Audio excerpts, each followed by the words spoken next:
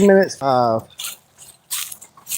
And I actually was about to go live at 4:48, and I was listening to a YouTube short that went a little longer than I thought.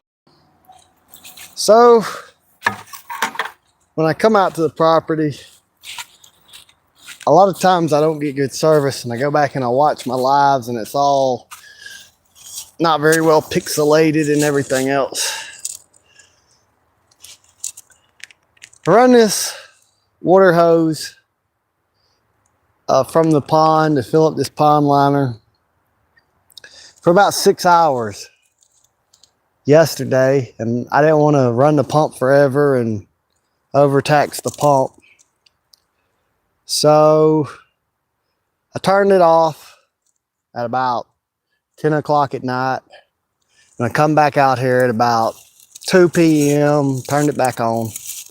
Now there's some places where it's real low where I'm going to dig up some dirt from over here where I'm digging the next pond or the spillway for this one or whatever. You know, if you dig a hole this big, eventually erosion's going to grind the dirt and the rocks up really small, and they'll fit together and it'll eventually seal up. If it's clay, it'll seal up very quickly.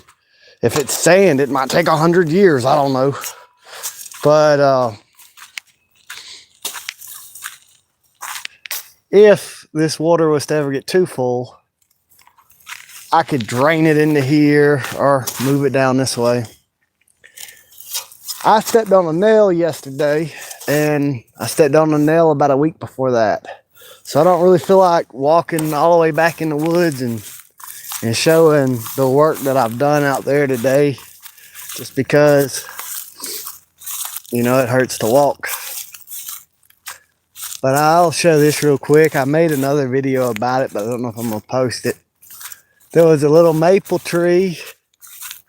I don't know, maybe 8-foot tall maple tree that was dormant, that was in a puddle of water because I had redirected the water to flow into the pond, and it made the area soupy, and it would kill this tree if this tree was in standing water when it broke dormancy. So oak tree had fallen out of this place, out of this gap here, and so to save that tree's life, I stuck it here because one, my bees would go to the maple tree, and two, it's like it'll help fill this area out as a windbreak and privacy. You know, I like to keep a row of trees on the border of my property, but I'm gonna start cleaning them out. You know, like the ones that are coming out this way, cutting that branch off, encouraging side to side branching, planting other stuff, maybe bamboo, and eventually make a living fence that I can keep livestock in.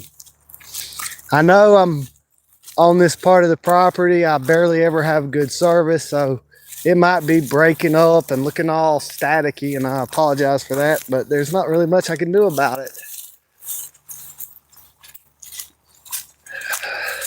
But it's amazing how much water. I think it'll hold 10,000 gallons or something ridiculous. I gotta go check the math on that, but 10 gallons at the bottom of this pond liner looks like nothing. And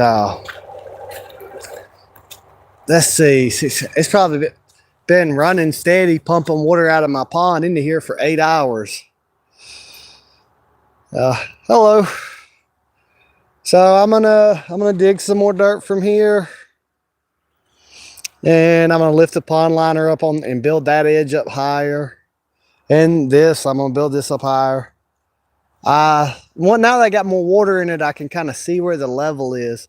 I kind of wish I had pulled the pond liner a little more this way, but it's not that bad, and I can always get up under there and dig. I probably should dig a lot of that out and chop roots and then put a lot of it back, the dirt back, not the roots.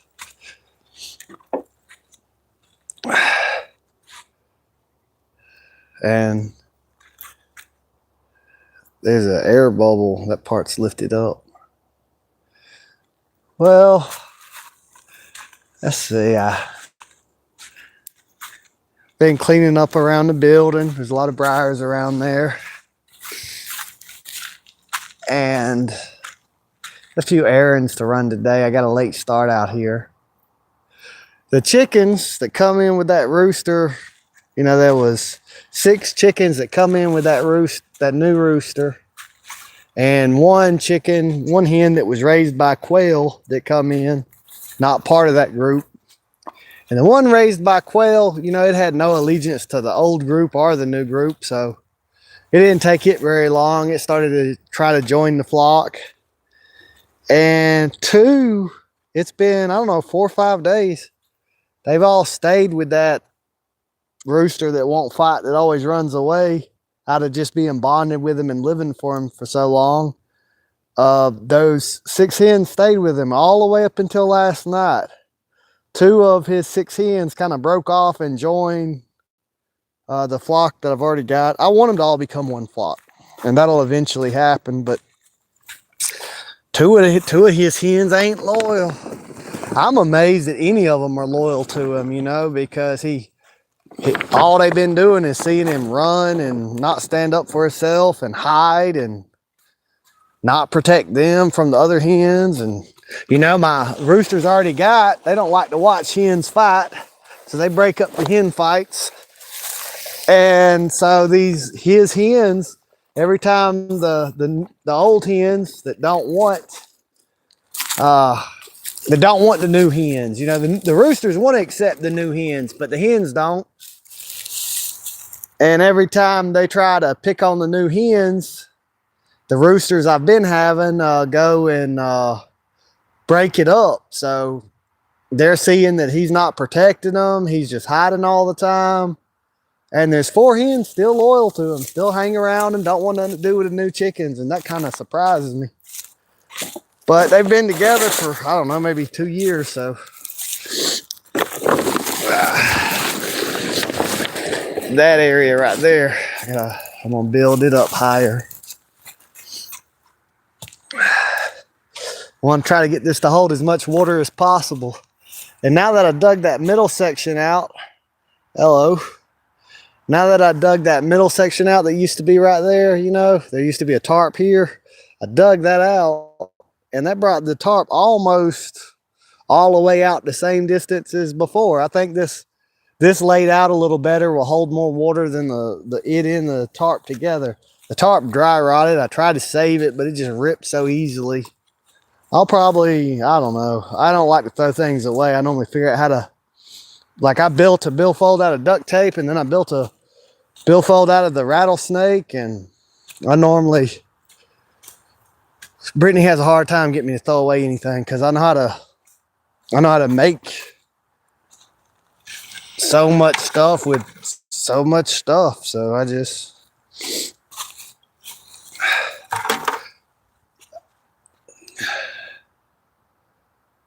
let's see what the comments are saying. The water might freeze. It might at the surface, but I'm in zone 7B. I'm in Wheeler County, Georgia, and we don't get a lot of days of freezing weather. We do some in the winter, but the pond out there in the wood, the creek's not going to freeze because it's moving water. The pond out there in the woods, it has had a thin layer of ice near the shore before, but it has never froze over the whole surface of that pond.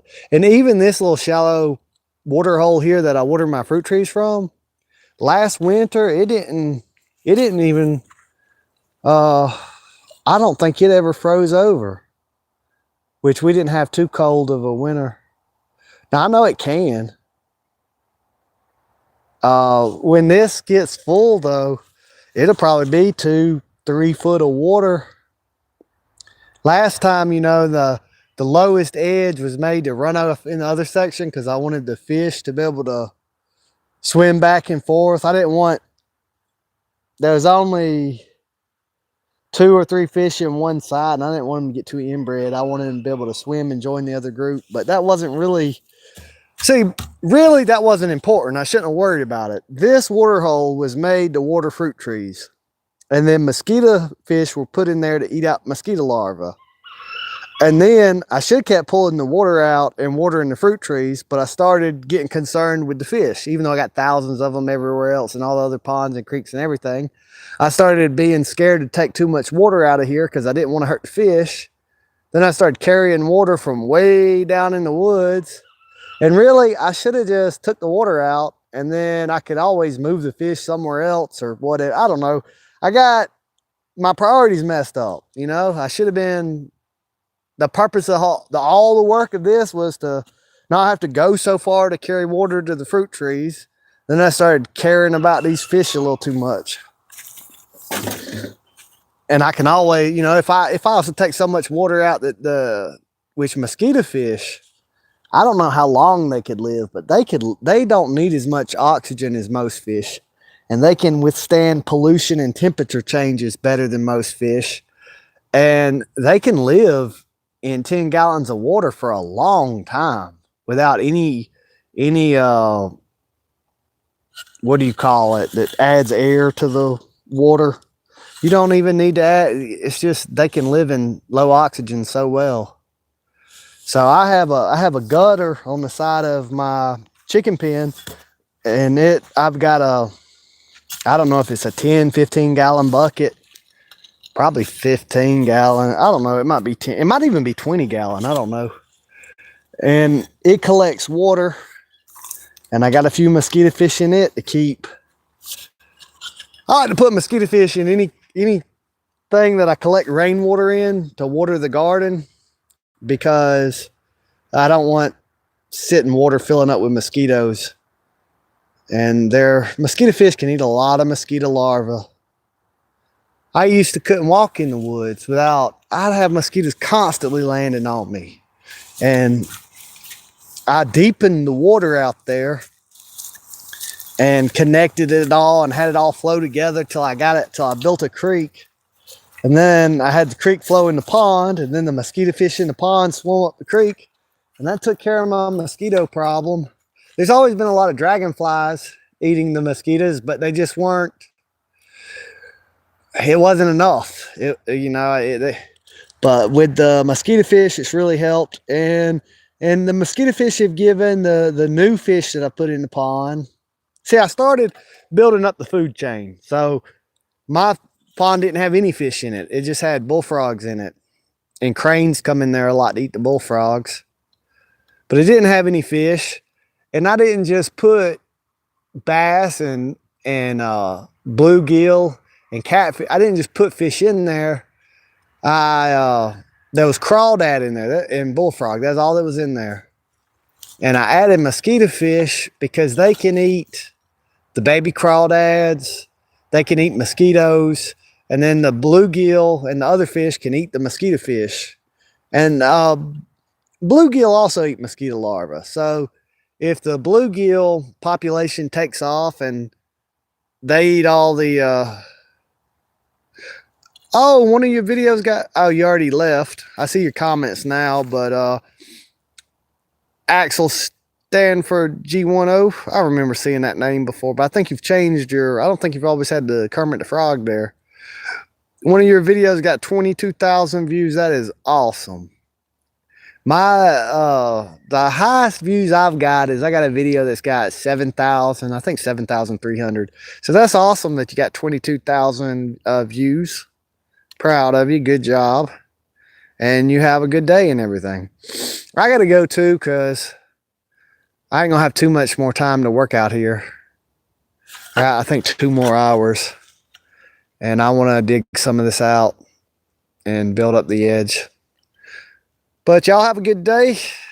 And I think I'm going to start looking through my videos when I make 4 or 5 videos and not posting them all.